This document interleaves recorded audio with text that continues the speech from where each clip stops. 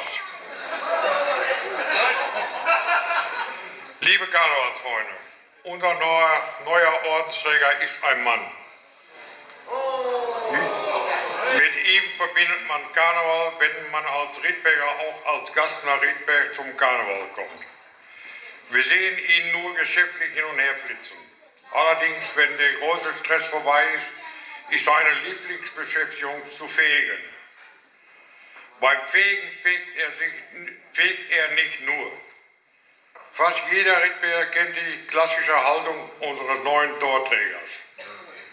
Auf dem Besen gelehnt und mal mit den oder jeden kleinen Schwätzchen halten. Er hat für jeden Zeit und lässt sich gerne von der Arbeit abhalten. Wenn es blitzschnell absolut Treffer in den Elferradversammlungen seinen Spruch loslässt, dann hat er immer alle Lacher auf seiner Seite. Viele von euch wissen jetzt, wer ausgesucht wurde für das Goldene Tor 2011. Sein Name ist Menne Vogt, Hotelier in Riedberg. Unser Menne, ein Dreifach, Riedberg, den Gondria. Hello!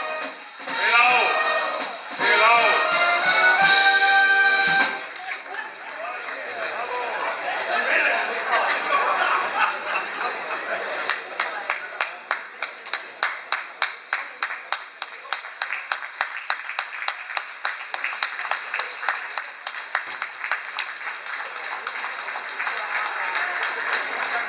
Menne begehrte uns zu Altweiber und Rosenmontag seit 1967 im Zöll am Rathaus.